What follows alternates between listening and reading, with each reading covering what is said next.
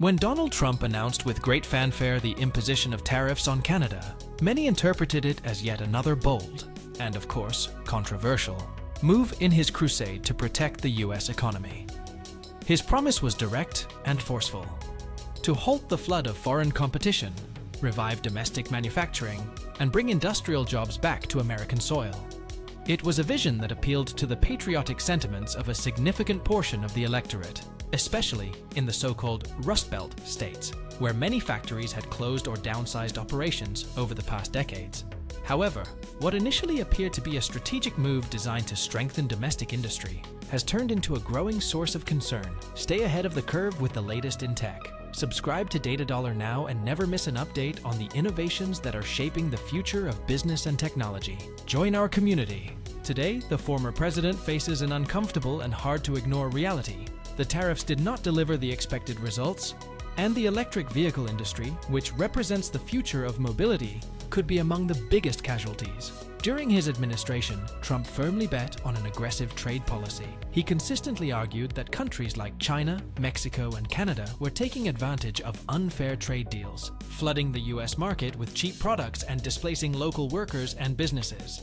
In that confrontational context, he imposed tariffs on multiple key sectors of the economy, including steel, aluminum, and particularly significant in this story, the automotive industry.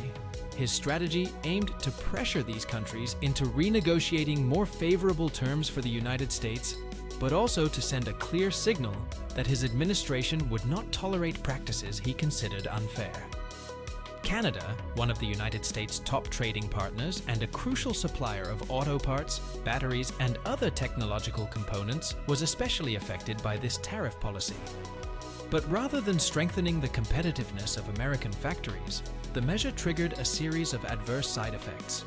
It disrupted supply chains that depend on cross-border integration, raised production costs for North American manufacturers, and created an environment of uncertainty that scared off investment in strategic sectors. For many automotive companies, the impact was almost immediate. They faced greater logistical obstacles, decreased operational efficiency, and an increasingly uncertain landscape for the development and expansion of the electric vehicle industry.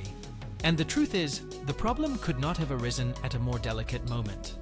The entire world is moving decisively toward a new era of clean and sustainable mobility. Europe has already set concrete deadlines to phase out fossil fuel vehicles. China, for its part, is investing billions to consolidate its leadership in electric and renewable energy technologies. And in the United States, automotive giants like Ford, General Motors, and Tesla face the urgent challenge of quickly adapting to this paradigm shift. To do so, they need stable conditions, smooth access to critical materials, and a strong international collaboration network that allows them to compete on a global scale. However, the tariffs, far from favoring this environment, have posed a significant obstacle. Many of the essential inputs for manufacturing batteries, electric systems, and other technologies associated with future vehicles come from Canada and other allied countries. North American plants do not operate in isolation. They depend on that cross-border collaboration network to keep operations cost-effective and high quality. Severing those ties, as industry experts and international trade analysts have repeatedly warned, is equivalent to shooting oneself in the foot. According to sources close to the former president, Trump is deeply disappointed with the results of his tariff policy. While he publicly continues to defend his protectionist stance, privately, he has reportedly admitted that the lack of tangible benefits, coupled with numerous negative side effects, could cost him support in strategic sectors, precisely as he evaluates a possible return to the presidential race. And this is no minor concern. The failure of the tariffs not only weakens his America First narrative, but also highlights a structural flaw. It is impossible to build the industry of the future, such as electric vehicles, with the tools of the past. The global landscape has undergone a profound and accelerated transformation in recent years. It is no longer enough to erect trade barriers or apply tariffs as isolated strategies to protect domestic jobs or safeguard certain industries. Today's dynamics demand much more than defensive measures. They require leadership, innovation, and a real capacity to adapt to an international environment marked by technological competition, economic interdependence, and the speed of change. In this new era, nations aspiring to hold a relevant place must not only defend their interests, but also position themselves as protagonists in the race to dominate the strategic sectors of the future.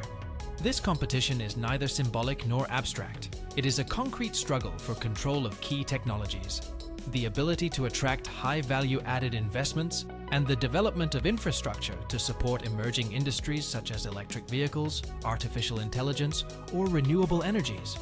In this context, every political decision, every administrative hurdle, and every delay in designing or implementing public policies can translate into a tangible loss of competitiveness. Faced with this landscape, powers like China and Germany have opted for more articulated development models, with long-term plans, strong state support, and strategic coordination between the public and private sectors. China, for example, not only heavily subsidizes its tech industries, but also ensures access to critical raw materials, promotes scientific research, and establishes global alliances to strengthen its geopolitical position.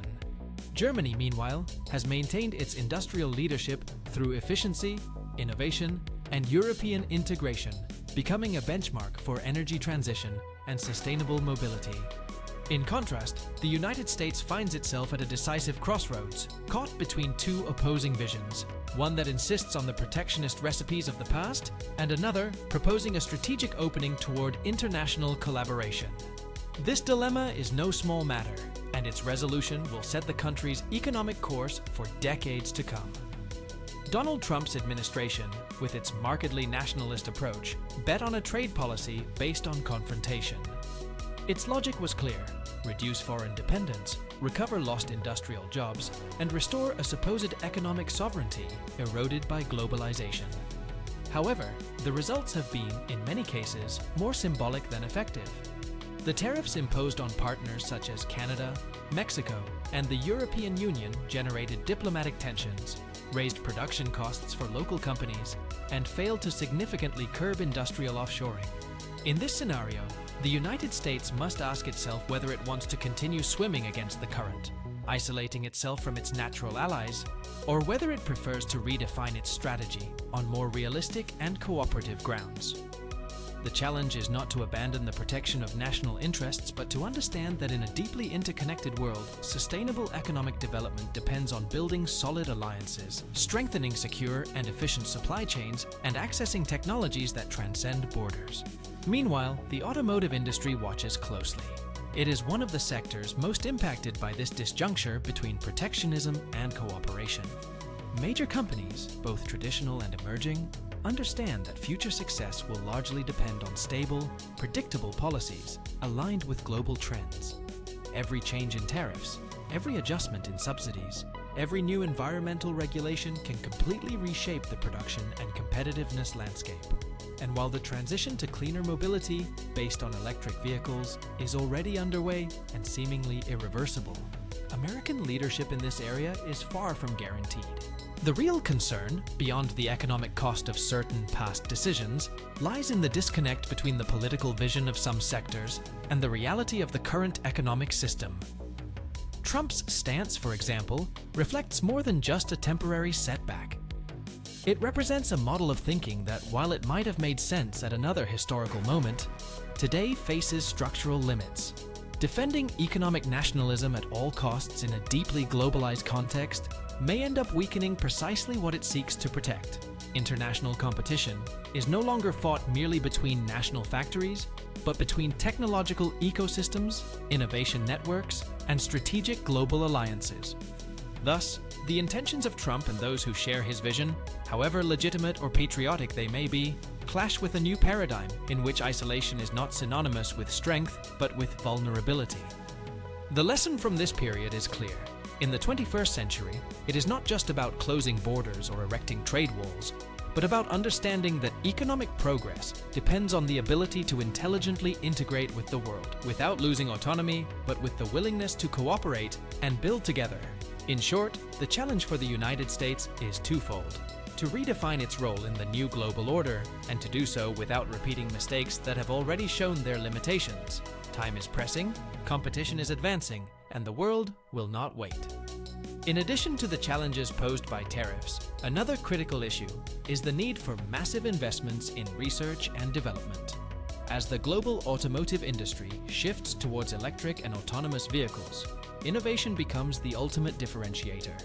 Nations that fail to foster an environment conducive to cutting-edge research risk falling irreversibly behind.